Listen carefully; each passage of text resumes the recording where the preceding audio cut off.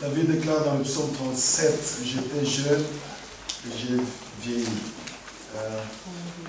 Cette déclaration simple, elle est pleine de richesse. Personne ne reste jeune à vie. Voilà, c'est ça que David voulait dire. Et la deuxième chose que David voulait relever, c'est que lorsqu'on est dans un service, un ministère, il faut toujours préparer la succession. Parce que personne ne reste pour le moment là où il est.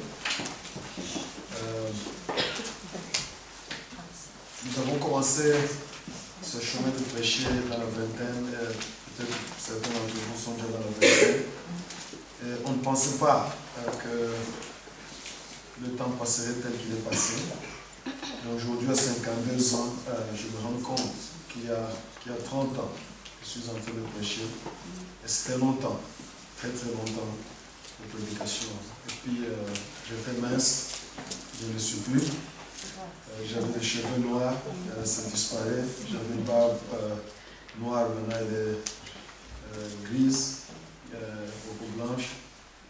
Donc les choses changent. Et c'est pour ça que je voudrais vraiment féliciter le pasteur et tout son collège de penser à la génération qui suit.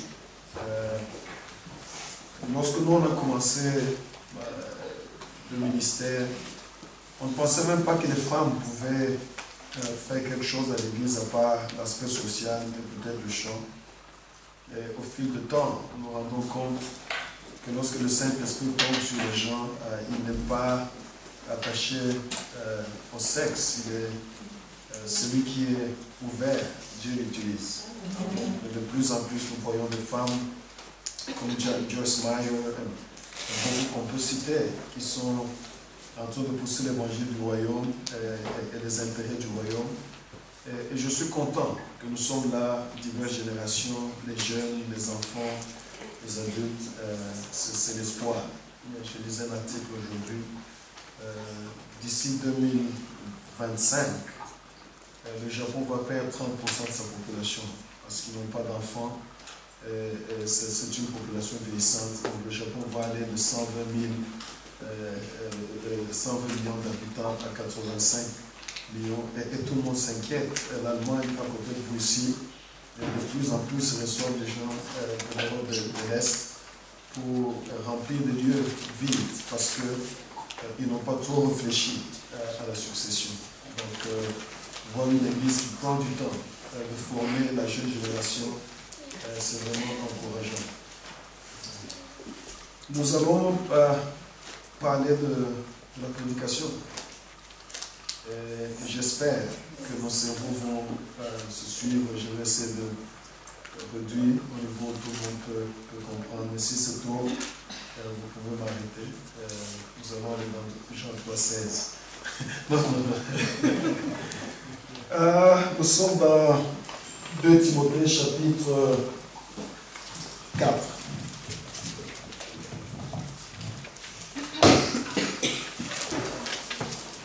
Certains d'entre nous connaissent T.D. Jakes.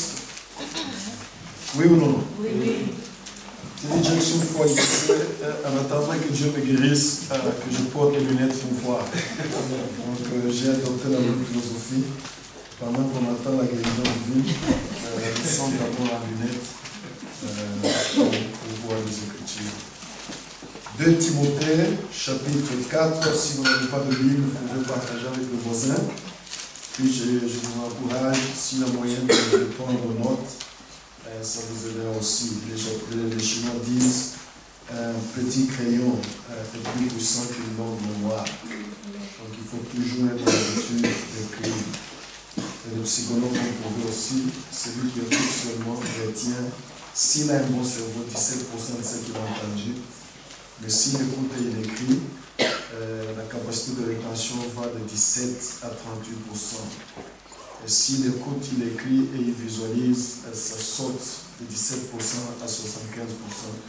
Donc plus les organes de sens sont impliqués, mieux le cerveau retient. Donc il faut toujours être dans l'habitude de créer. 2 Timothée 4, verset 1, je lis jusqu'au verset 5. Je T'en conjure devant Dieu et devant Jésus-Christ, qui doit juger les vivants et les morts. Et au nom de son apparition et de son royaume, prêche la parole. Si vous avez vos Bibles ou vos carnets, je vous demanderai de souligner ou d'encercler cette recommandation. Prêche la parole. Prêche la parole. Insiste en toute occasion, favorable ou non, reprend, censure, exhorte, et avec douceur et en instruisant, car il viendra un temps où les hommes ne supporteront pas la sainte doctrine, et ce temps est déjà là, mais ayant la démangeaison d'entendre des choses agréables, ils se donneront une foule de docteurs selon leur propre désir, détourneront l'oreille de la vérité et se tourneront vers les fables. Mais toi, sois sobre en toutes choses, supporte les souffrances et l'œuvre d'un évangéliste, remplit bien ton instruction. Le messager est plus important que le message, dans la plupart des cas. Il ne suffit pas de dire quelque chose, mais il faut aussi savoir qui dit la chose. C'est pour ça que lorsque l'instruction vient de ton PDG, tu cours, mais lorsque l'instruction vient de ton enfant, tu le gifles. Ce n'est pas ce qu'on dit, mais qui dit ce qu'il dit. Et si c'est un échevronné, l'apôtre Paul avait déjà servi pendant plus de 30 ans le Seigneur. Il a maintenant 70 ans. Il est presque sur le pont de mourir. Il a connu sur les 30 ans de ministère 6 ans de service. Paul a passé en prison pour l'évangile.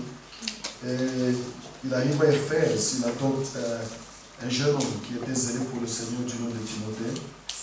Et Paul se rend compte qu'on n'est pas dans le ministère d'une manière perpétuelle et permanente. Et il faut préparer la génération qui suit. Mais là, le deuxième livre de Paul à Timothée, c'est Paul est à la fin de ses jours. Il sentait déjà par révélation les circonstances même que d'un moment à l'autre, il sera pendu.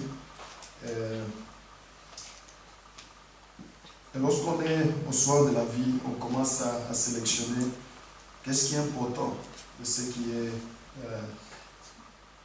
moins important. Et ce livre, pratiquement Paul écrit les choses les plus importantes qu'il a accumulées pendant toute sa vie. Les 40 ans qu'il a passé à dehors de Christ, les 30 ans qu'il a passé à servir Christ, il sélectionne et il dit ça c'est mon protégé. Qu'est-ce que je peux lui laisser pour qu'il fasse au-delà de ce que j'ai fait? Alors il écrit, et c'est ça que nous lisons. Les quelques versets qu'on a lus, c'est parmi les grands conseils d'un vieillard qui a de l'expérience et de la connaissance, qui passe à son protégé pour que celui-là continue le ministère. Et je crois que c'est ça notre souci. Là où nous sommes maintenant dans le service pour le Seigneur, notre grand rêve, c'est de voir la plupart d'entre vous prendre le bâton et courir pour accomplir même plus que ce que nous, on a accompli. L'une des choses que nous devons savoir, nous les enfants de Dieu, et surtout quand on est en Europe, c'est que ces temps de la fin sont des temps particulièrement difficiles. Très très difficiles.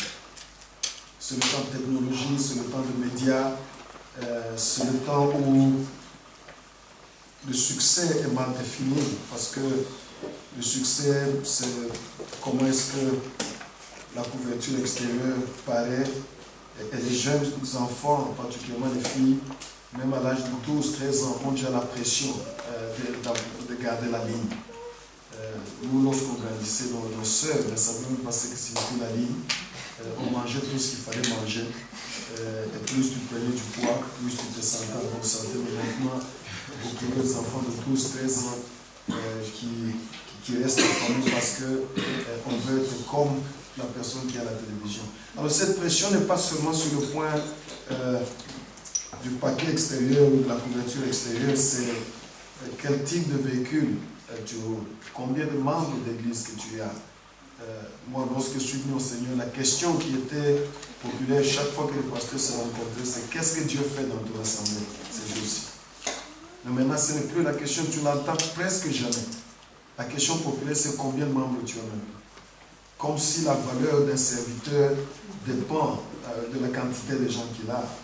Et le pasteur qui n'a pas de milliers, il se sent petit et moindre par rapport à celui qui a des milliers. Mais la question, c'est que les milliers, là, on les amène où?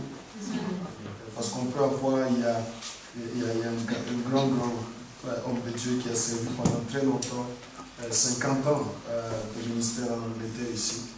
Et puis, après sa retraite, il y a eu une interview. Et on lui a demandé une question qu'on ne pose jamais, presque jamais. Quel est le seul grand regret que tu as après 50 ans de ministère? Écoutez ce que tu m'as dit. Il dit, le seul regret que je porte jusqu'à ce que j'irai au ciel, c'est que j'ai créé des fanatiques. Mais je n'ai pas créé de disciples. Les gens qui sont venus à l'église pour m'acclamer, les gens qui sont venus pour dire l'équipe a bien joué ou elle a mal joué, les gens qui sont venus pour inspecter si l'orchestre a joué comme il se le doit ou pas. Mais les disciples qui sont prêts à sacrifier leur vie pour Christ, je n'en ai pas formé. C'est ainsi que vous voyez dans une congrégation de 1000 personnes, peut-être qu'il y en a seulement 2 ou 3. Parce qu'à Sodome et Gomorrhe, c'était toute une ville, mais Dieu ne pouvait pas trouver plus de 2 justes. Et même le seul juste qui avait l'autre, il a fini par s'enivrer avec du vin. Vous buvez aussi le vin ici. Les frères de l'autre et les sœurs de l'autre à Paris. Et puis le vin posait des problèmes parce qu'il a fini par coucher avec ces 2 filles. Et en faisant cela, je ne sais pas comment ça s'est arrangé. Elles sont tombées enceintes le même jour. C'est compliqué. Donc, c'est l'époque dans laquelle nous vivons. Et Paul, comprenant la difficulté des temps que Timothée va traverser et nous de cette génération, il commence à écrire un encouragement. Il dit, Timothée, le vent sera très fort. Vous perdrez probablement la popularité. Mais s'il y a une exhortation que je voudrais te donner, prêche la parole. Amen. Cette exhortation m'a hanté pendant toute ma vie. J'ai des confessions à faire. Je prêche régulièrement des milliers d'églises dans le monde entier. Et parfois vous êtes appelé à une conférence, vous trouvez votre ami qui fait des déclarations, qui prophétise sur les gens, comment ils seront des multimilliardaires, chacun d'eux aura 2 hélicoptères, et l'église devient folle, les gens sortent, on lui jette l'argent, et toi tu viens avec la sainte doctrine, même la mouche n'acclame pas pour toi. Alors je me demandais toujours, mais comment est-ce que les gens se donneraient une foule de docteurs? Ce n'est pas que les fidèles viendront vers toi pour dire prêche-nous ça, mais c'est la pression. L'autre a prêché, on lui a jeté de l'argent. Moi je prêche la doctrine, personne ne me donne. L'autre a prêché, on a acclamé. Moi je prêche, tout le monde est calme. Peut-être si je fais comme les autres, j'aurai la popularité. Et c'est le temps dans lequel nous vivons. Un grand serviteur que j'aime beaucoup, je respecte, une fois il m'a vu seul. Ici chez moi à Paris, on était ensemble. Il dit, papa, tu prêches très bien. Mais si tu continues avec ton message d'église et de tout cela, tu mourras pauvre. De temps en temps, il faut faire des déclarations et faire des appels de fonds. Et je vous assure, la pression est forte. Mais Paul comprend que les temps seront très difficiles. Il se tourne vers son fils, il dit, mon fils dans la foi, mon compagnon dans le ministère. Amen. Même si les autres semblent avoir du succès à la manière de ce monde, mais toi, prêche la parole. Parce que l'objectif d'un serviteur de Dieu, ce n'est pas de créer la popularité sur la terre, mais c'est qu'un jour, lorsque nous serons devant celui qui nous a créés, qu'il nous dise, bien et bon fidèle. Amen.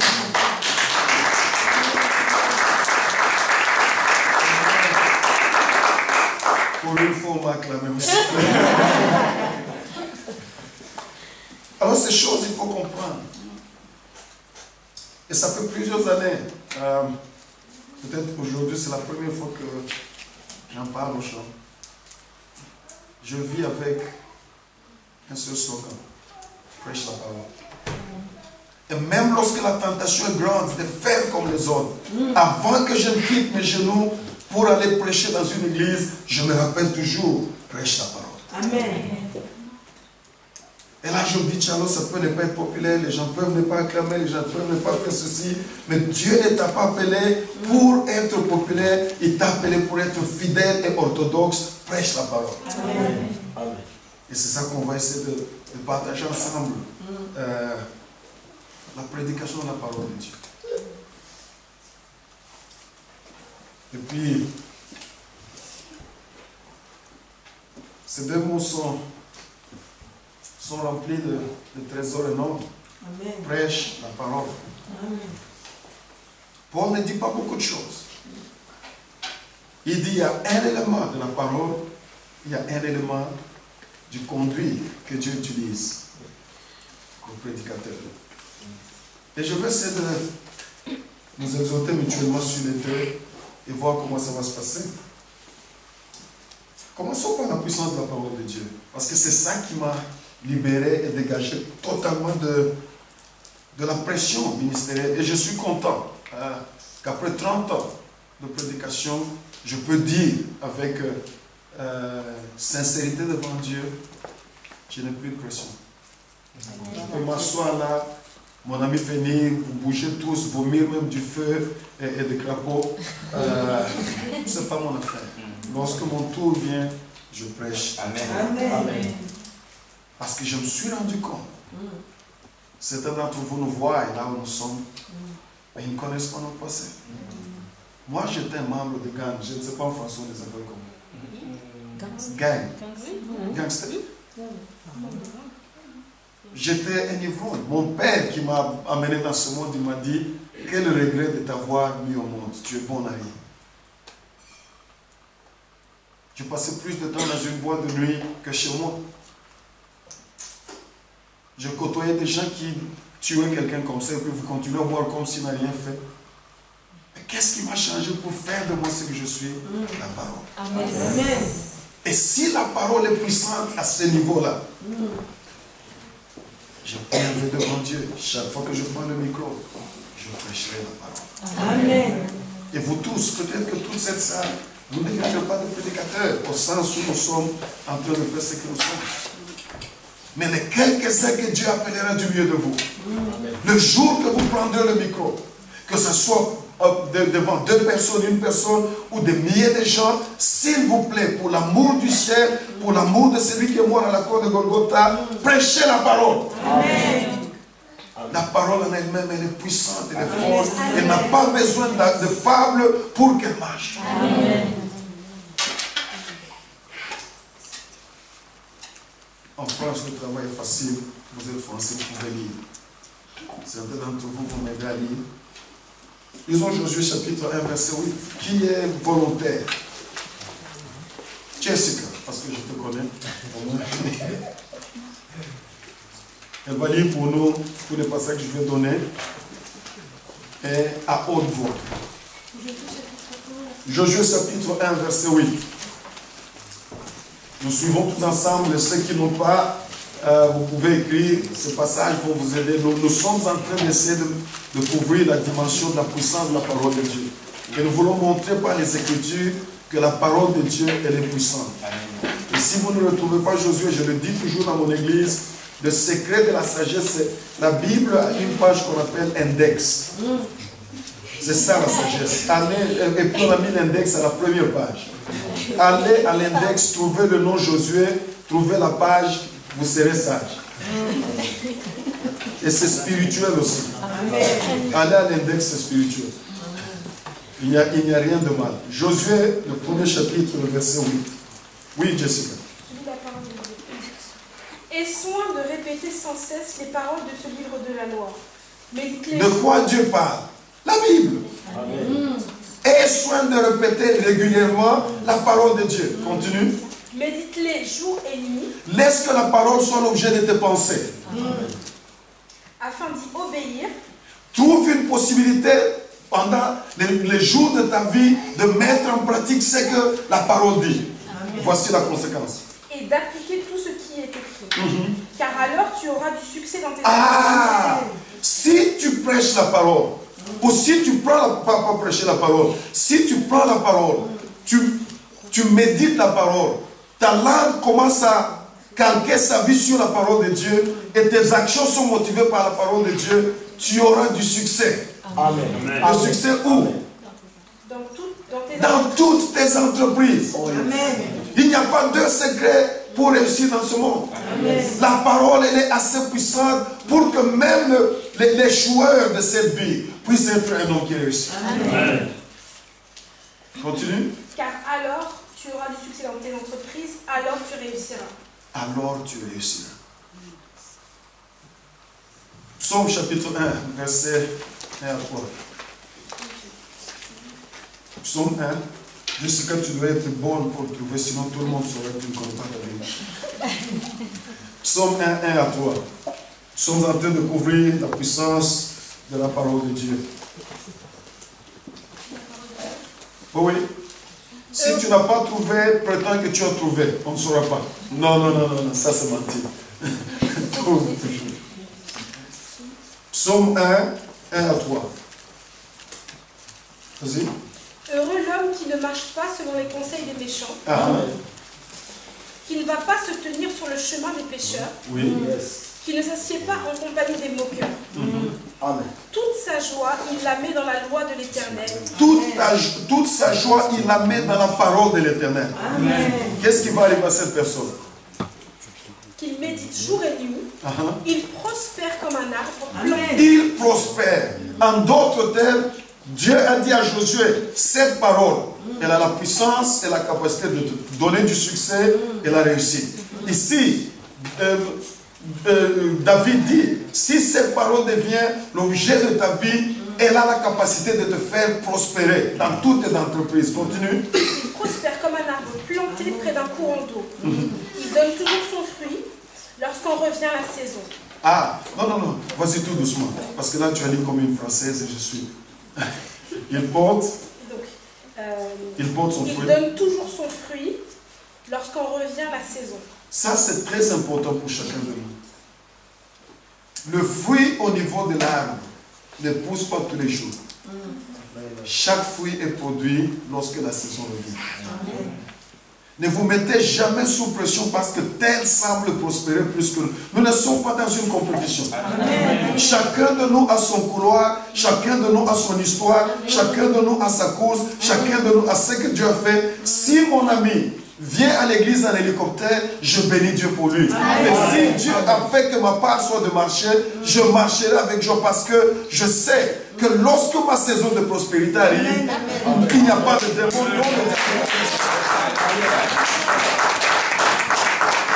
Parce que toute bénédiction qu'on fabrique par manipulation, c'est une bénédiction perdue.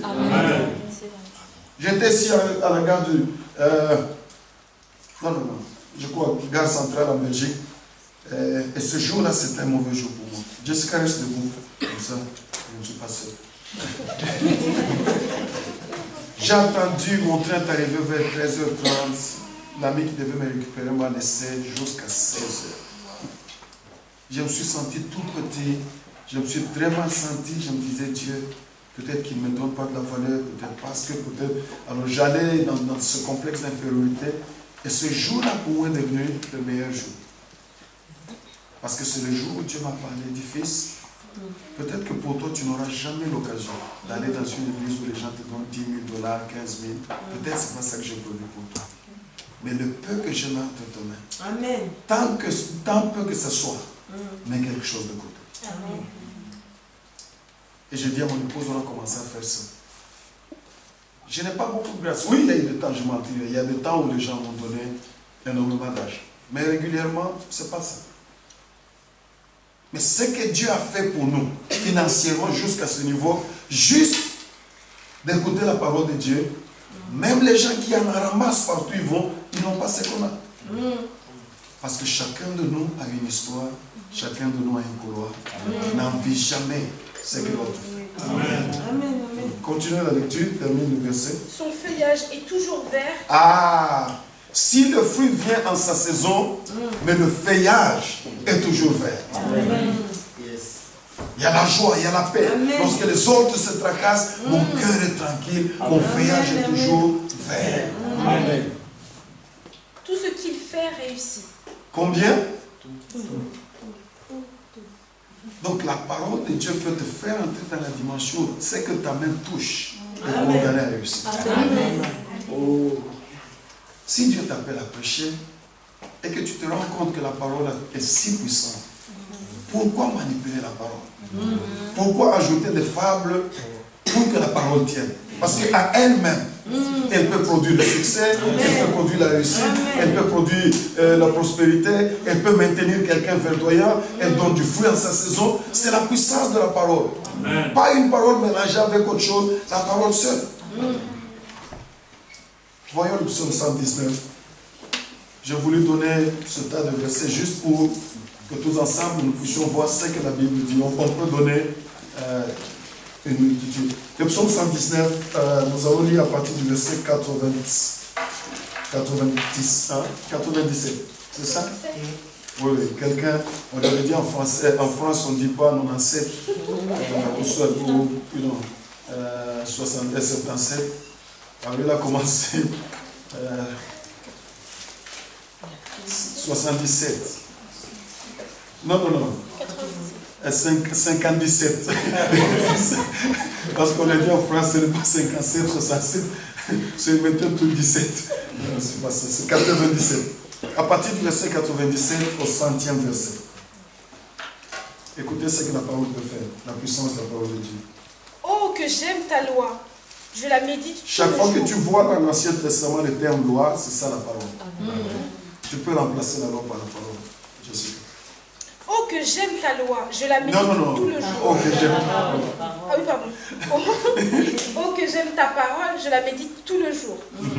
Ton commandement me rend sage. Plus Ta parole me rend sage plus que mes ennemis. Amen. Non. Cette église n'est pas gentille. Ta parole me rend sage plus que mes ennemis. En d'autres termes, que tu sois juste ou injuste, tu auras des ennemis. Amen. Le problème, ce n'est pas la présence ou l'absence des ennemis, mais c'est être plus sage qu'eux. C'est ça que la Bible dit. Si la parole est dans ton cœur, tu sauras comment déjouer tes ennemis et toujours avoir du triomphe sur eux. Amen. La Bible continue. Ton commandement me rend sage, plus sage que mes ennemis, car il m'accompagne toujours. Je suis plus avisé que tous mes maîtres. Je suis plus avisé que tous mes professeurs. Car je médite tes édits. Parce que je médite ta parole. Je suis plus sage que les vieillards. Je suis plus sage que le vieillard. En d'autres termes, ce que l'expérience leur a donné, la parole me donne plus que ça. Amen. Parce que j'obéis à tes commandements. Simple. Et si vous lisez le psaume 119, c'est le plus long psaume, mais c'est toute la célébration de l'importance de la parole. Ouais, il y a toujours des gens qui disent, mais ça c'est l'Ancien Testament. C'est ça la grande défense. Alors dans le Nouveau Testament, vous voyez s'il y a quelque chose que la Bible dit là-dessus.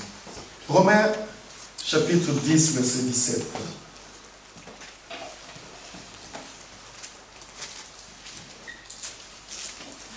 Romains 10, verset 17.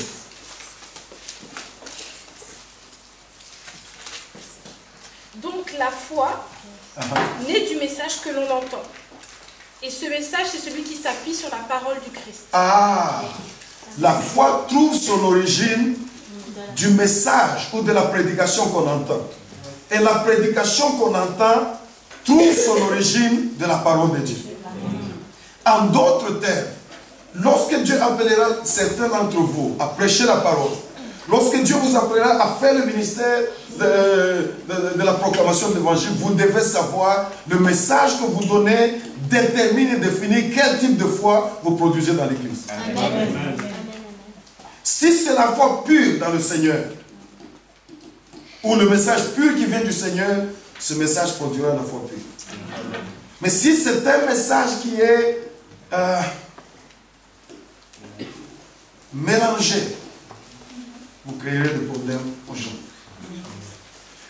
Parce que sans le savoir, lorsqu'on prêche mal, le message qu'on prêche à la congrégation, c'est que Dieu seul n'est pas capable. Il faut des tuyaux et des connexions pour que ça réussisse.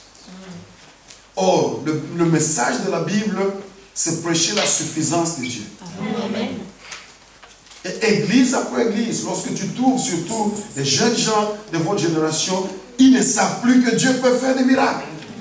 Ils ne savent plus que lorsque quelqu'un va à genoux, Dieu peut bouger le ciel et la terre. Amen. Nous toquons toutes les portes. Le premier réflexe de tout homme de ce siècle, ce n'est pas de prier jusqu'à ce que Dieu agisse, mais c'est d'aller toquer à une banque et supplier un gérant de la banque pour un prêt. Mais qu'est-ce que nous faisons de la foi en Dieu? Ce n'est pas la faute de la congrégation. C'est la faute du prédicateur. Amen. Parce que la foi vient ou trouve son origine de ce que l'on entend. Amen. Et ce qu'on entend tire sa source de la parole de Dieu. Amen. Et si ce n'est pas la parole de Dieu, la foi devient non fonctionnelle. Voyons notre passage. Jusque-là, on apprend ensemble. Amen. Matthieu 21, 21. Nous courons dans toutes les directions pour que vous puissiez voir que la parole de Dieu est importante et elle est puissante en elle-même.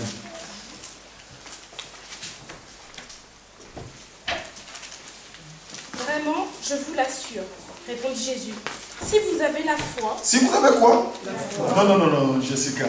Si vous avez des corrections, la Bible n'est pas correcte. si vous avez la foi, Si. Non.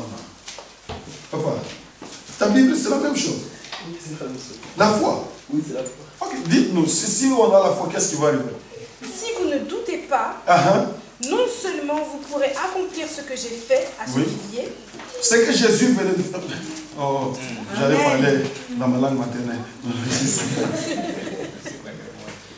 Ce que Jésus avait fait, il passait, il n'était même pas dans un programme avec ce figuier-là. Il passait seulement. Et puis il a eu comme, il faut que je mange. Et il se rend compte que le figuier n'avait pas de fruits lorsqu'il était supposé produire le fruit. Et Jésus parle au figuier. Il ne parle pas à un individu, il parle à un arbre. Toi, figuier, parce que tu m'as privé de ton fruit, personne ne va manger de ce fruit. Et puis il continue. Le lendemain du jour, en revenant, ce n'est même pas Jésus qui s'en est rendu compte, mais c'est Pierre.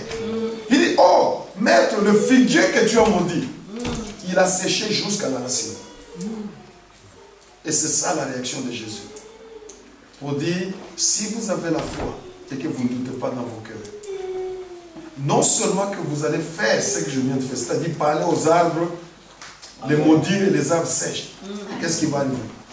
mais même si vous dites à cette colline, soulève-toi de là et jette-toi dans la mer, cela se fera. Ce que Jésus disait en d'autres termes, si la foi est fonctionnelle, rien n'est impossible. Amen. Mais maintenant, voici le secret. D'où vient la foi? C'est le Romains 10, 17. Come on, church. D'où vient la foi? Quelle est l'importance de la foi? Selon ce passage. Elle peut accomplir L'impossible. L'importance de la foi dans la vie d'un homme, c'est pour qu'il accomplisse les choses qui sont naturellement impossibles. Mais cette foi qui accomplit les choses impossibles ne vient pas parce qu'on a été à l'église plusieurs fois. Tu ne peux pas aller au garage 10 000 fois et tu deviens un véhicule. Non. Visiter le garage ne fait pas toi un véhicule. Venir à l'église ne fait pas de toi un homme ou une femme de foi. Mais quel type de message tu entends? Et qui est responsable? C'est le prédicateur. Parce que la parole en elle-même, elle nous prouve qu'elle a assez de puissance pour accomplir l'impossible. Parce qu'elle génère la foi, et la foi peut déplacer les montagnes. La foi peut amener à manger lorsqu'il n'y avait pas de manger. Nous ne devions pas avoir des assemblées où les gens voient plus de problèmes que la possibilité de Dieu. Nous ne devons pas avoir des assemblées où les gens murmurent et se lamentent tous les jours. Nous devions avoir des assemblées où les gens célèbrent leur Dieu. On dit, même s'il n'y a rien, lorsque je vais à genoux, c'est Dieu en qui j'ai cru, il peut le faire. Amen. Ce n'est pas ça qu'on a parmi les enfants de Dieu aujourd'hui. La foi et les murmures ne peuvent pas marcher ensemble. La foi et les plaintes ne peuvent pas marcher ensemble. Ou bien il y a la foi, ou il n'y a pas la foi. Mais qui est auteur de générer la foi? C'est la parole. Et qui prêche la parole? C'est le prédicateur. Et le type de parole qu'on prêche définit quel type de foi les gens ont dans l'assemblée.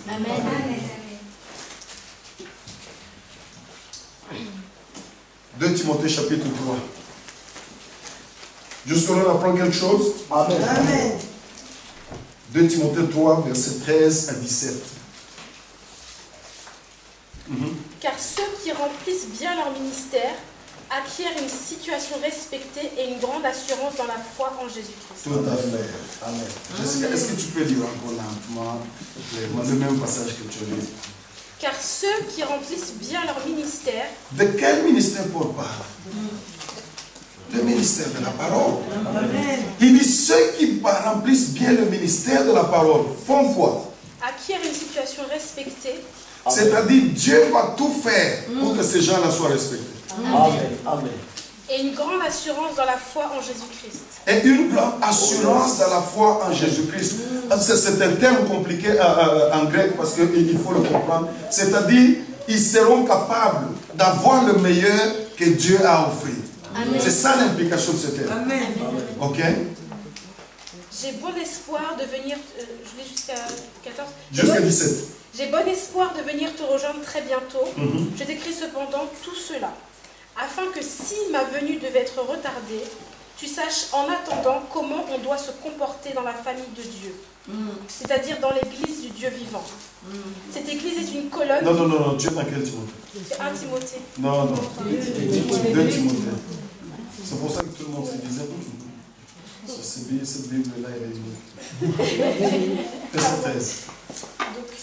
Mais les hommes méchants et les charlatans s'enfonceront de plus en plus dans le mal. C'est-à-dire la méchanceté dans ce dernier temps va s'empirer.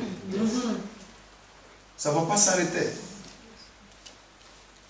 Ne nous leurrons pas, ne croyons pas que bon, parce qu'on va à l'église, on chante 2 chansons Kumbaya, et puis pouf, le monde change. Non. Les gens seront méchants et deviendront plus méchants. Continue. Trompant les autres et trompés eux-mêmes. Ça sera une ristourne de mensonges. Je te mens aujourd'hui, demain tu me mens, et puis je te mens avec intérêt, tu me mens avec intérêt. Donc, nous nous trompons. Les jeunes gens aujourd'hui, ils disent toujours, jeune fille, si je ne te vois pas, je n'ai pas d'appétit. C'est faux. Le gars vient de manger 3 McDonald's. C'est la génération de menteurs. Oh, je vais t'acheter la lune à la fin du mois. Il n'a même pas de chaussures. Comment tu vas acheter la lune? Ok. Pour toi, reste attaché à tout ce que tu as appris et reçu avec une entière conviction. Tu sais de qui tu l'as appris. Oui. Depuis ton enfance... Tu sais, de qui tu l'as appris. L'outil est très important. Continue. Depuis ton enfance, en effet, tu connais les saintes écritures. Voici ce que Paul dit à Timothée. Lorsque la méchanceté augmente, ton travail à toi, en tant que serviteur de Dieu et enfant de Dieu, c'est de rester attaché à la parole de Dieu. Amen. Pourquoi? Elles peuvent te donner la vraie sagesse. La parole de Dieu, c'est la seule qui peut donner à un homme la vraie sagesse. Amen.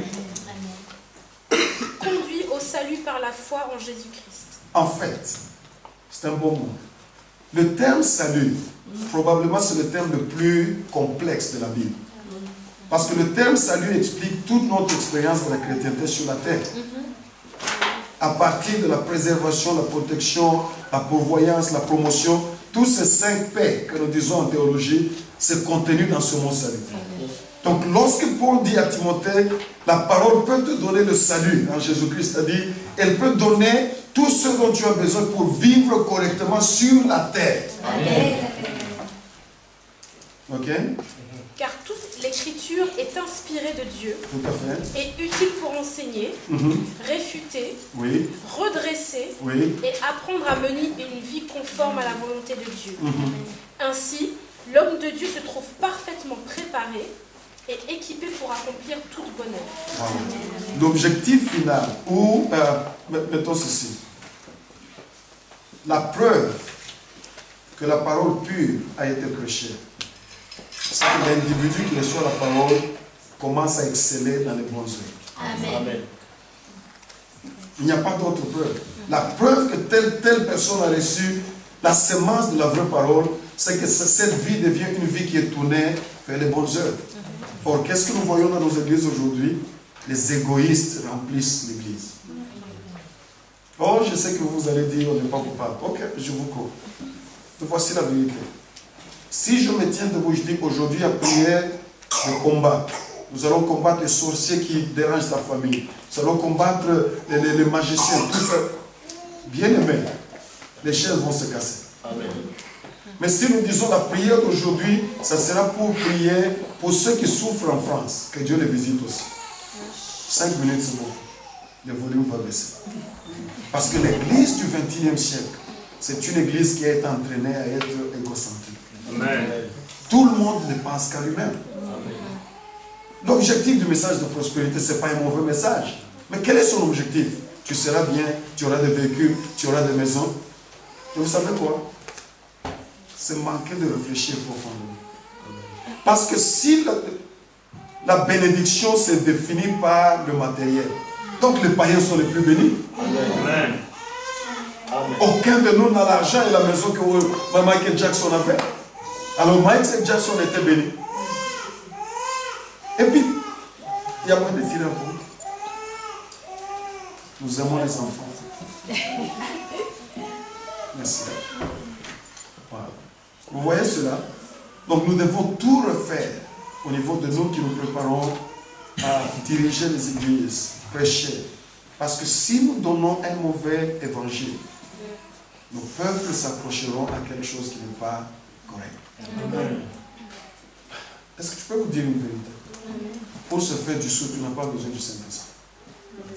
C'est un principe universel. Bosse dur, bosse intelligemment. Lorsque tu produis l'argent, dépense moins que ce que tu fais. Lorsque tu as une masse d'argent assez considérable, investis, et l'investissement, tout, c'est comme ça que les gens deviennent riches. Tu n'as pas besoin d'aller à l'église pour ça, non. Si notre foi c'est pour avoir des véhicules, alors nous sommes dans un mauvais business. Amen. Si notre foi c'est pour avoir de grosses maisons, nous sommes dans un mauvais business. Mais la Bible dit, la finalité de la vie chrétienne, c'est que le cœur soit travaillé pour exceller dans les bonnes œuvres. Toucher les oubliés de la société. Mettre le sourire sur le visage de cette jeune fille qui est adolescente, qui ne reconnaît plus son identité. Mettre le bras autour d'une personne qui a perdu sa femme ou son mari et qui a besoin de consolation. Ça, c'est l'œuvre de l'Église. Mais ce type de messages ne sont plus prêchés. Aujourd'hui, dans nos églises, Dieu est devenu une machine loto. 500 €, tu récolteras 1000 €. Donne 200 €, Dieu te donnera 2000. Non. Et puis vous, les chrétiens, vous êtes aussi. Dis Amen, tu reçois ton avion. Ce n'est pas vrai. Il y a des problèmes énormes dans nos églises. Si on te donne l'avion aujourd'hui, qu'est-ce que tu vas en faire? Parce que l'église est ici, tu habites, je ne sais pas, à 1 heure de l'église. Le temps que l'avion décolle, tu as même déjà dépassé l'église. Pourquoi tu as besoin d'avion? Et tout le monde dans l'église, Amen, sans réfléchir, Amen, Amen. Et vous venez même jeter l'argent. Oh, Seigneur, aide-nous. Pas vous, vous êtes gentils, je parle de notre église. C'est pour cela que Paul dit à Timothée, les derniers jours seront mauvais.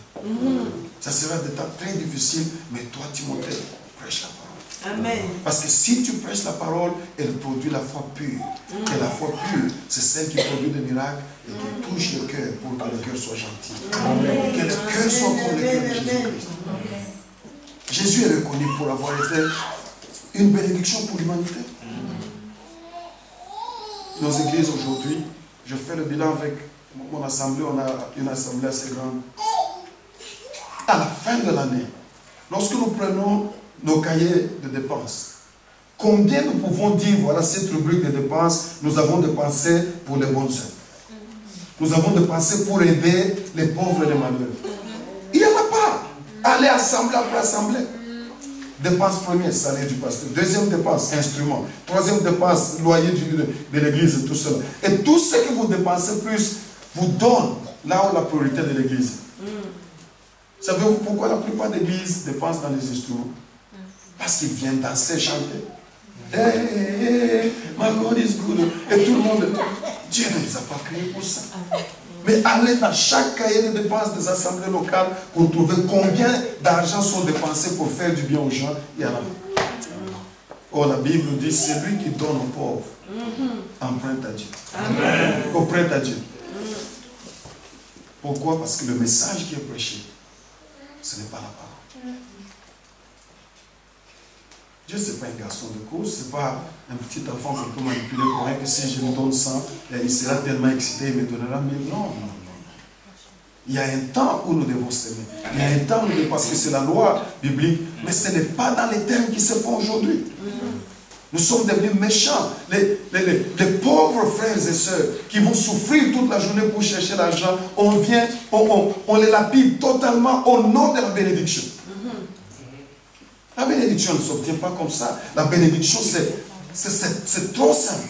Obéis la parole et la parole te bénira. Amen.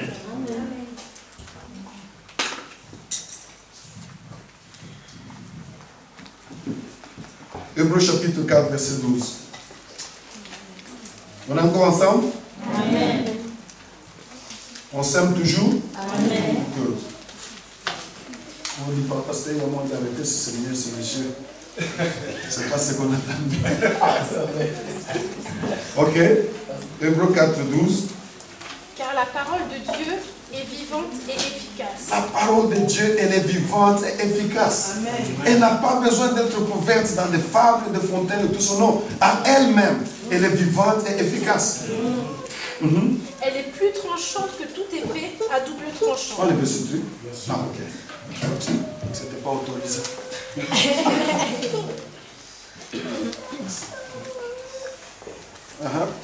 Elle est plus tranchante que toute épée à double tranchant et pénétrant jusqu'au plus profond de l'être, jusqu'à atteindre âme et esprit, jointure et moelle. Elle juge les dispositions et les pensées du cœur. Amen. Amen. Amen. Ok, j'ai donné beaucoup de versets bibliques. Et la raison pour laquelle j'ai donné tous ces versets bibliques, c'est juste pour prouver à chacun de nous que la parole de Dieu à elle seule, elle est puissante pour changer les vies des gens. Amen. Elle est puissante pour donner de la sagesse aux gens. Elle est puissante pour changer les cœurs. Elle est puissante pour établir toutes sortes de bénédictions. On n'a pas besoin de faire autre chose pour élever la parole à elle seule. Elle est puissante. Amen. Mais qu'est-ce que Paul dit? Mais c'est Jessica, tu peux t'asseoir pour un temps. Mais qu'est-ce que Paul dit à Timothée? Prêche la parole. N'est-ce pas? Amen. Nous avons eu le temps de voir la parole. Pourquoi Paul disait à Timothée de prêcher la parole? Parce que la parole peut faire ce qu'elle peut faire. Amen. Mais la parole, elle ne vient pas chez nous seuls. Il doit y avoir un véhicule qui amène la parole. Il doit y avoir un conduit qui amène la parole vers le peuple de Dieu. Et ce conduit, ce véhicule, c'est le prédicateur. Un exemple banal. La régie des eaux ici, elle s'appelle comment? Veolia. Si Veolia envoie l'eau pure de la source là où il garde l'eau, mais avant que l'eau arrive chez toi, il y a un tuyau rouillé. C'est quel type d'eau qui sortira de ton robinet? Est-ce que c'est la faute de Veolia? Où se trouve la faute? Le conduit, le tuyau. La parole de Dieu, elle est puissante. Elle est vivante. Elle est pure. Le problème de la parole de Dieu dans la plupart de nos assemblées, ce n'est pas la parole. Ce n'est pas Dieu non plus, mais l'outil que Dieu utilise pour annoncer la parole. Amen.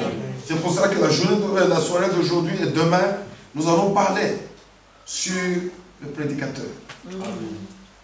Peut-être particulièrement, mais en gros, on va toucher aussi, je sais que vous tous, probablement vous n'allez pas prêcher la parole, mais c'est ça que nous allons faire. Quelle est la responsabilité du ministre de l'Évangile? Mon professeur, lui, l'a vu, Dr. Richard, peut-être certains d'entre vous l'ont vu ici. Un jour, nous enseignait, et il dit ceci, il était au Kenya, en visite au stade américain, et puis il a trouvé une belle sculpture. Et la cause avec le gars qui vendait cette histoire devant l'hôtel. Et lorsqu'ils se sont séparés, c'était le moment décisif que Dieu a utilisé pour changer son cœur. Et voici ce que Dieu lui a dit. Il dit, le bois utilisé vient de Dieu. Mais la sculpture qu'on vend vient de l'artisan. On comprend? Le bois, c'est le bois de Dieu. Mais la sculpture, c'est l'œuvre de l'artisan. La parole, c'est la parole de Dieu. Mais la prédication, c'est la sculpture du prédicateur. Amen. La parole, c'est la parole. Elle est la même. En Asie, en Europe, en Océanie, partout, c'est la parole de Dieu. Mais comment la parole est présentée, ça c'est la dextérité du prédicateur. C'est pour cela que certains objets d'art coûtent plus cher que d'autres. Parce que maintenant c'est la capacité du sculpteur ou de l'artisan de sortir quelque chose de valeureux de ce qui est ordinaire. La parole de Dieu, elle n'est pas différente. Mais toi, femme de Dieu, toi, homme de Dieu, qui te prépare et qui sent dans ton cœur que dans les jours et les mois à venir ou les années à venir, l'Esprit de Dieu est en train de faire quelque chose dans mon cœur. Probablement, comme cet ancien ivrogne, comme cet ancien bandit est devenu prédicateur, peut-être dans les jours à venir je deviendrai un d'eux. Prends au sérieux le temps de te préparer pour que lorsque tu te tiens en chair, tu ne joues pas, mais tu prêches la parole de Dieu. Amen. La prédication de la parole est une très lourde responsabilité. C'est pour cela que chacun de nous, ministres de l'évangile, nous ferions mieux de prendre cette tâche très au sérieux. Ne te présente jamais sans être préparé. Oh, yes. Notre professeur Dominique nous disait toujours, pour 1 heure de prédication, tu dois préparer au moins 10 heures. Et certains d'entre nous, ce n'est pas ça. Et je crains que cette génération soit perdue parce que vous vivez dans une génération de fast-food. Le microwave chauffe quelque chose rapidement, vous mangez. Vous allez à McDonald's, vous entrez, vous avez votre repas. Vous passez par ceci, vous avez le repas. Et même les mariages se font à microwave.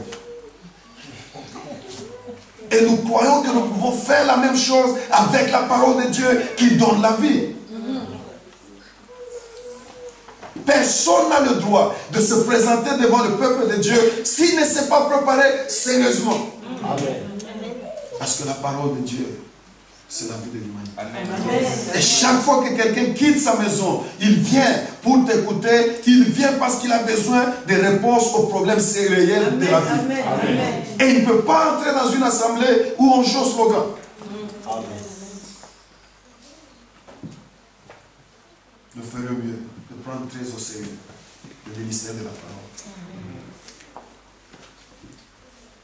Yes.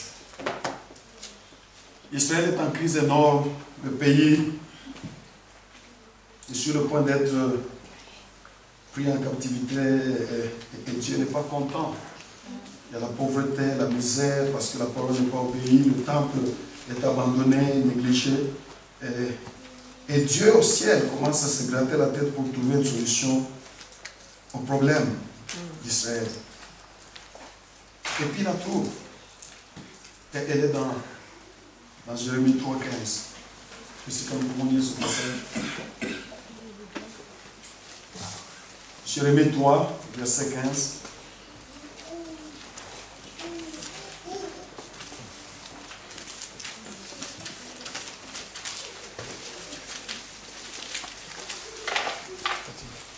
On est là? Là, je vous donnerai des bergers à ma convenance. Ils vous dirigeront avec du savoir-faire et du discernement. Ah! Israël est en crise et Dieu veut trouver une solution pour enlever cette crise, afin que la nation soit encore prospère. Il dit, vous savez quoi? Je vous donnerai des bergers. Le travail du berger, ce n'est pas seulement de garder, mais c'est de nourrir aussi. Amen. Je vous donnerai des bergers qui feront quoi? Qui vous dirigeront avec du savoir-faire Avec du savoir-faire. Yes. Et et du discernement. du discernement. deux dimensions d'un homme de Dieu ou d'un serviteur de Dieu. Le discernement, c'est une affaire interne. Mais le savoir-faire, c'est une affaire de cerveau. Amen. Pour que le peuple de Dieu, dans l'assemblée où tu es, dans la congrégation qui t'écoute, marche dans la vie qu'il faut et vive l'abondance de Dieu et la paix de Dieu, il faut le discernement, il faut le savoir-faire. Matthieu 24, versets 45 à 47. Matthieu chapitre 24, versets 45 à 47. Quel est le serviteur fidèle et censé à qui le maître a confié le soin de veiller sur l'ensemble de son personnel pour qu'il distribue à chacun sa nourriture au moment voulu? Il distribue quoi? À chacun sa nourriture. Il distribue quoi? Des slogans? Des desserts? Est-ce qu'on peut parler? Le dessert est bon. Si tu nourris tes enfants qu'avec du dessert, ils seront faibles, ils mourront. Le dessert est bon en petite quantité après le repas. Qu'est-ce que le dessert dans la maison de Dieu? Les déclarations. Dieu vous aime. Je vois de millionnaires. Alléluia. Il y aura une femme d'un président ici. C'est bon. Mais c'est le dessert. Si chaque prédication c'est ça, les gens seront malades. Donne le repas consistant. Lorsque le ventre est plein, c'est alors que tu peux donner un peu de dessert.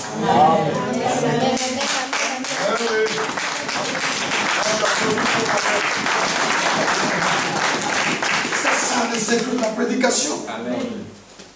L'homme de Dieu qui prêche ne doit pas être très concerné avec les applaudissements. D'abord, c'est la nourriture convenable au temps convenable. Parce que la Bible déclare, heureux ce serviteur qui est assez sage de savoir que ma tâche, c'est de donner la nourriture qu'il faut à tous ces gens qui sont assis. Continue la lecture. Heureux ce serviteur que le maître, à son retour, trouvera en train d'agir comme il le lui a demandé. Vraiment, je vous l'assure, son maître lui confiera l'administration de tout ce qu'il possède. C'est ça. Il y aura une récompense pour les gens qui feront bien le travail de prédicateur. Merci Jessica. Entrons dans les choses qui vont nous amener demain encore à nous revoir.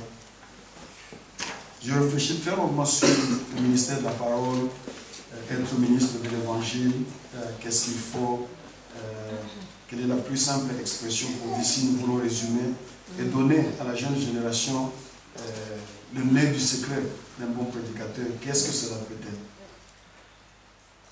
Voici ce que je trouvais. Toute bonne prédication est toujours le fruit de deux forces. Toujours. Vous pouvez aller en Amérique, Asie, Afrique. Si vous trouvez une bonne prédication, elle est toujours le produit ou le fruit de deux forces. Il y a la première force qu'on appelle la dynamique du prédicateur ou de prédication. C'est-à-dire les travaux internes que le prédicateur fait seul en privé, dans son cœur, avant de parler aux gens. Amen. Probablement demain on en parlera beaucoup. Mais je vous donne déjà ce qu'il y a. Avant que tu ne viennes te tenir devant les gens, tu dois poser la question, suis-je un vase pur entre les mains de Dieu? Amen. Je ne peux pas vivre dans le péché et venir prêcher le message du Dieu saint. Amen. Non. La première question que tout homme de Dieu, toute femme de Dieu doit se poser avant de se tenir tel que nous nous tenons ici, suis-je un vase pur entre les mains de mon Dieu? Parce que la Bible déclare tout celui qui se conserve pur, il sera un vase d'honneur pour le maître, utile à tout bonheur. La deuxième question que l'homme de Dieu doit se poser, ai-je prié suffisamment pour saisir la pensée divine?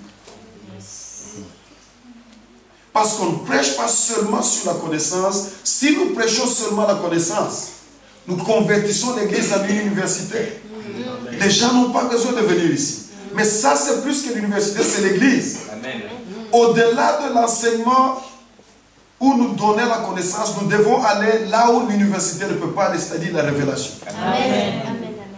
Et la révélation est toujours le produit du temps intime passé avec Dieu. C'est pour ça que Jésus lui-même dit, je ne dis rien, sauf ce que le Père me dit de dire. Amen. Amen. Il avait tout le temps. Je ne fais rien, sauf ce que le Père... C'est-à-dire, lorsque Jésus descendait de la montagne, ou venait de descendre où il priait, Amen. il venait avec un carnet de charges, sachant exactement, voici ce que je ferai, voici ce que je ferai. Il savait que rien ne se faisait au hasard. Amen. Parce qu'entre nous, Jésus avait toute la puissance. Il pouvait ressusciter tous les morts, guérir tous les malades, multiplier le pain pour tout le monde. Il n'a pas fait.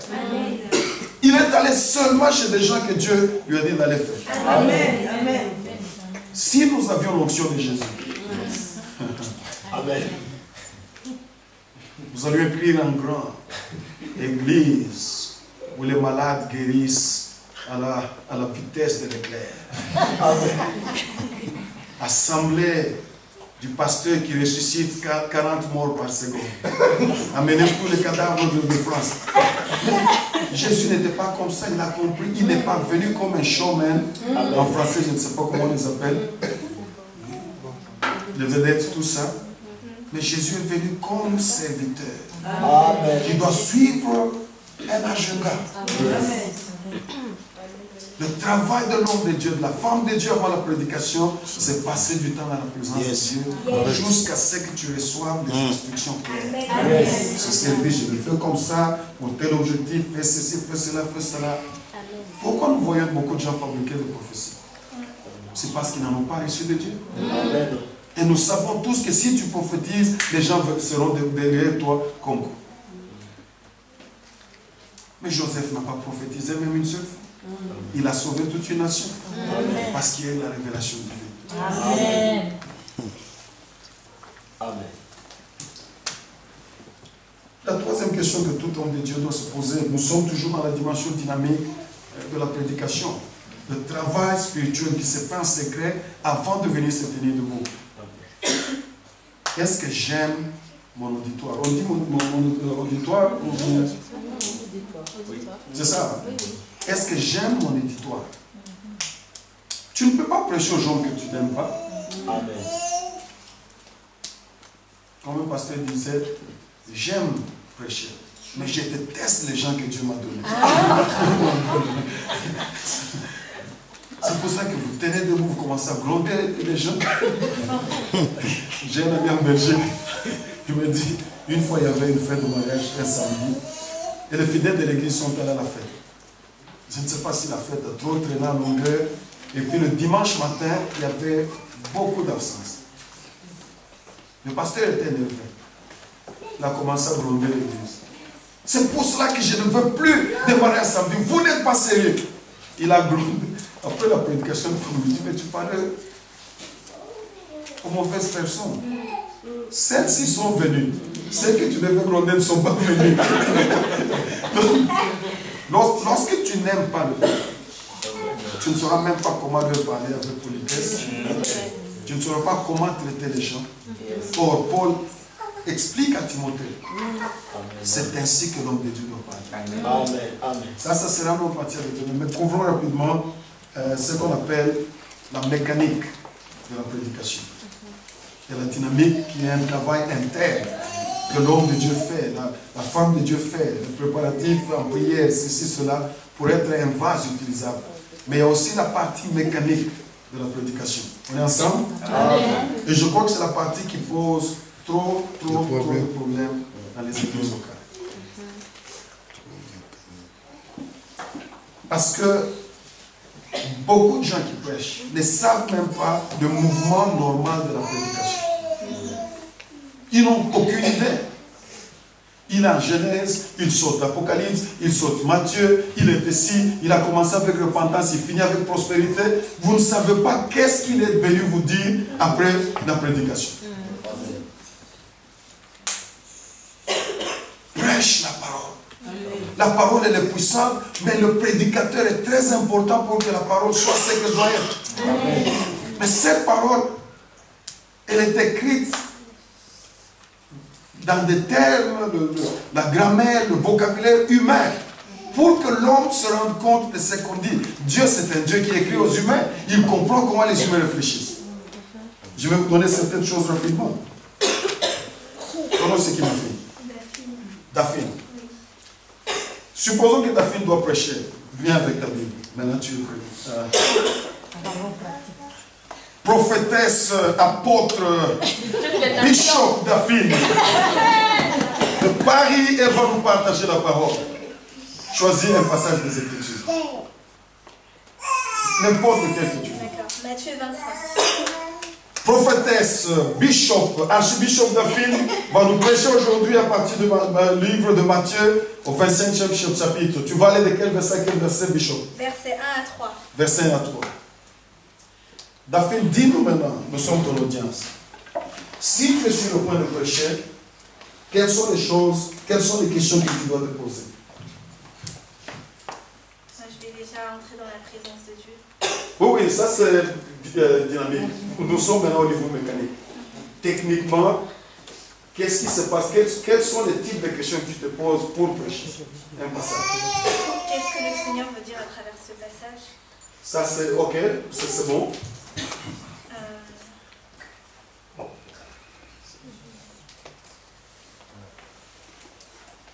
So, entre nous, si prophétesse Daphine,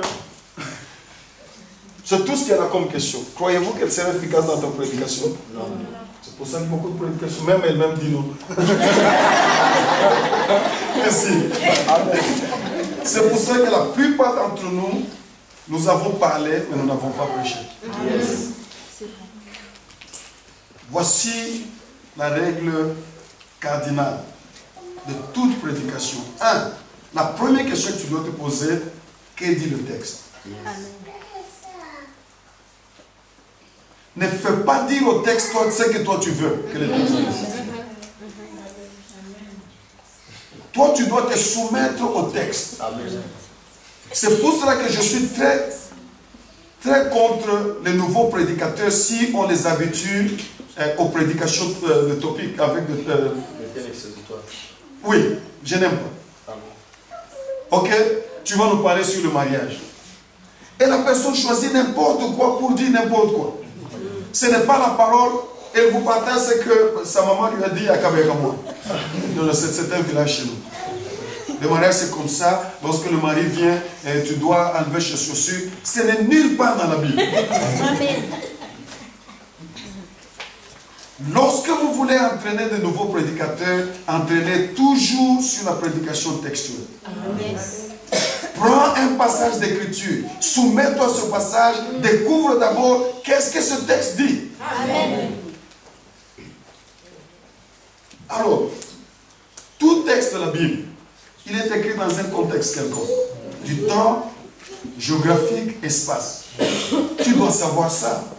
Il y a un fameux psaume, psaume 119, je crois, c'est le verset 5 et 5. Ta parole est une. Je savais que vous connaissez ce passage. Ta parole est une lumière. Mais si tu n'es pas un prédicateur avisé, tu vas prêcher du mensonge aux gens. Parce qu'il y a un objectif pour lequel ce passage est écrit. Il y a une époque à laquelle ce passage a été écrit. À quelle époque le passage a été écrit? D'abord, qui a écrit ce passage?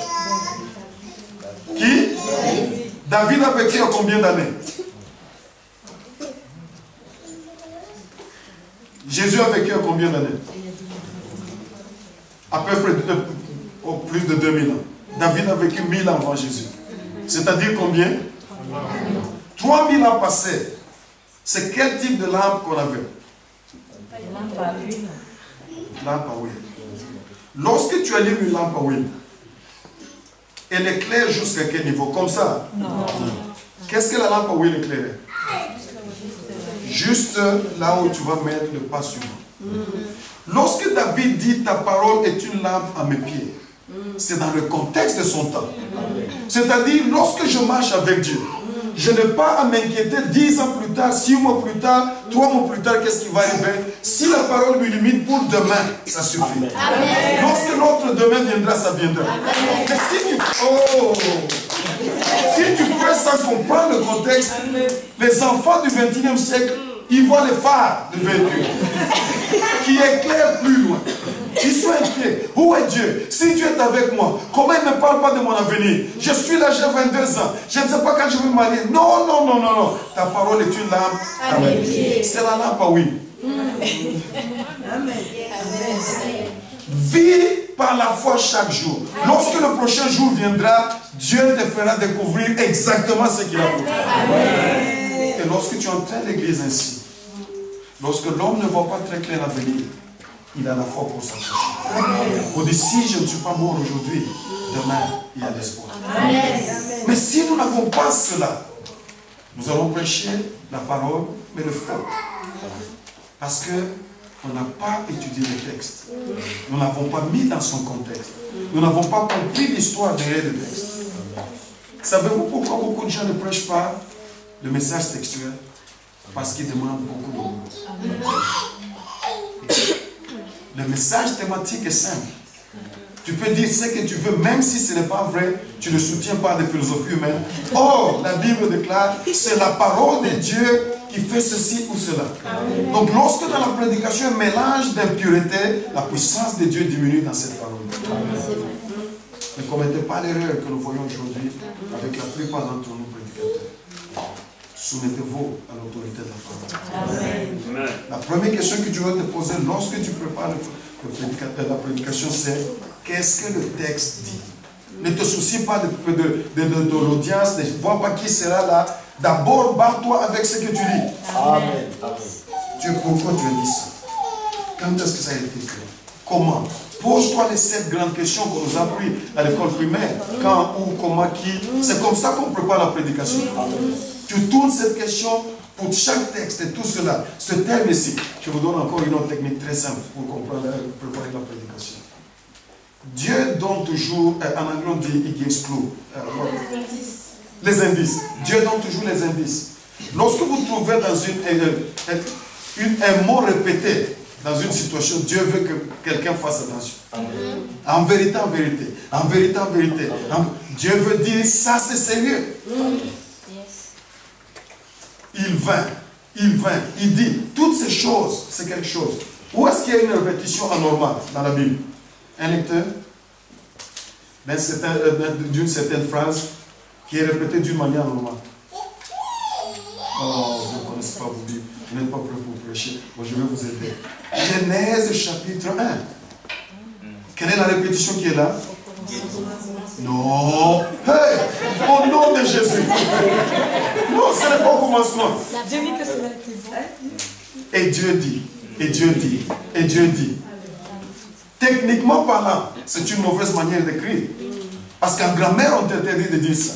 Si tu fais une déclaration, commence à citer ce qui se passe. Mais pourquoi Dieu répète chaque fois qu'il veut créer quelque chose? Et Dieu dit, et ça fait. Et Dieu dit, il eut. Et Dieu dit, il y a un secret théologique important. Dieu voulait montrer que la force créatrice est sous la langue. Amen. Amen. Fais attention à ce que tu dis, parce que ce que tu dis régulièrement devient. Ah, la lumière commence à venir. Il n'y a aucun passage qui... La mécanique de la prédication est très importante. Nous pouvons rester ici très longtemps pour la première question. Deuxième question. Si nous nous sommes posé la question, que nous dit le texte? La deuxième question c'est, comment trouve-t-il son application de nos jours? On est ensemble? Amen. Ce texte ici, si c'est David, comment trouve-t-il son application de nos jours? Le texte de David a été écrit quand? 3000 ans passés. Mais nous n'avons plus de lampe à huile. Les gens qui sont assis dans mon église n'ont pas de lampe à huile dans leur maison. Comment cette parole d'il y a 3000 trouve son application dans la vie de tous les jours? Là, vous commencez à transposer un effet historique en actualité. C'est là la différence entre prédicateurs. Il y a beaucoup de prédications auxquelles j'ai assisté qui ne sont qu'une leçon d'histoire. Abraham parti de l'Irak, l'ancien territoire, c'est appelé comment? De chez les Chaldéens. Abraham parti de chez les Chaldéens, c'est ça l'Irak maintenant.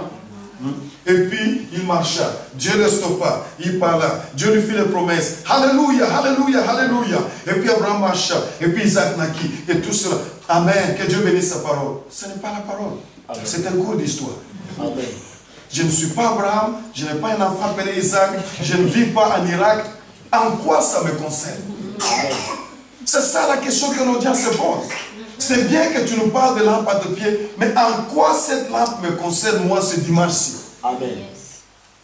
Maintenant, le prédicateur doit trouver un pont pour prendre l'histoire d'il y a 3000 ans, il y a 6000 ans, il y a 2000 ans, et faire de cela une actualité. Là, tu commences à prêcher. Mais tu n'as pas encore prêché. Les gens seront très excités parce que maintenant ils disent ah, c'est comme je vous ai dit, ta parole est une lampe à mes pieds. Lorsque je vous dis tout ce que David avait en tête, c'est prêcher la foi en Christ ou en Dieu. Pour dire si la lumière de Dieu peut éclairer mon prochain pas, ça me suffit. Là, tu dis aux gens, comme David, nous vivons des situations. La tentation de la plupart d'entre nous, c'est de savoir qu'est-ce que l'avenir deviendra. Nous sommes là, nous nous stressons, nous sommes le premier du mois, nous nous stressons si nous allons payer le loyer. Ainsi de suite. Tu commences à mettre des choses d'actualité. Et vous savez quoi? Si Dieu vous donne le souffle demain, cela vous suffit. Amen. Priez, faites confiance en lui. Lisez la parole. Parce que le temps que vous puissiez arriver à la fin du mois, le Dieu qui vous a gardé un jour, il vous gardera et les gens, alléluia, amen. C'est déjà un mouvement par rapport à juste répéter le texte, mais ce n'est pas encore ça la prédication. Ok? Troisième mouvement de toute prédication. Et c'est là le sommet. Lorsque le prédicateur arrive à ce niveau, c'est un message réussi. Quelle réaction doit-il susciter en nous, en parlant du message? Tu te poses la première question, que dit le texte? La deuxième question, comment trouve-t-il son application de nos jours? La troisième question, quelle réaction doit-il susciter en nous ou parmi nous? Toujours, lorsque je presse, qu'est-ce que je veux que les gens fassent? Amen. Mettons ces questions d'une autre manière. Lorsque tu te tiens debout comme je me suis tenu debout, peut-être vous avez aussi expérimenté la même chose. La première question qui vous vient à la tête, qu'est-ce qu'il va nous dire ce soir? Vrai ou faux? Vrai. Tu dois répondre à cette question. Tu te tiens debout. Bien aimé, le passage d'aujourd'hui, c'est de 2 Timothée 4, 1 à 5. Ce passage nous parle de Baba. La deuxième question que les gens se posent, en quoi cela nous concerne-t-il? C'est bien de parler de Timothée, mais ça fait quoi dans ma vie? Tu expliques. Ce passage nous dit ceci, cela, et voici comment il t'a fait. Même s'il y a un temps, mais les réalités de ce passage sont d'actualité dans ta vie, et tu prouves que c'est d'actualité.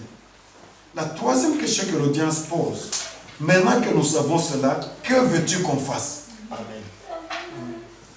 Alors, si tu clôtures ta prédication sans donner une action ou réaction que les gens doivent voir, tu as raté. Répentez-vous, soyez reconnaissants, allez faire du bien ou n'importe quoi. Ça maintenant, c'est la réaction à la parole de Dieu.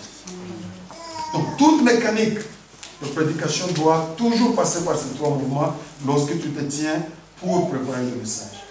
Que dit le texte? Reste fidèle au texte. Comment le texte affecte-t-il les gens de notre génération? Toi, qu'est-ce que ce texte veut que nous puissions faire? Et lorsque tu as fait ça, tu es un bon prédicateur. Qu'est-ce que Paul dit à Timothée? Prêche la parole. Que Dieu le bénisse. Amen.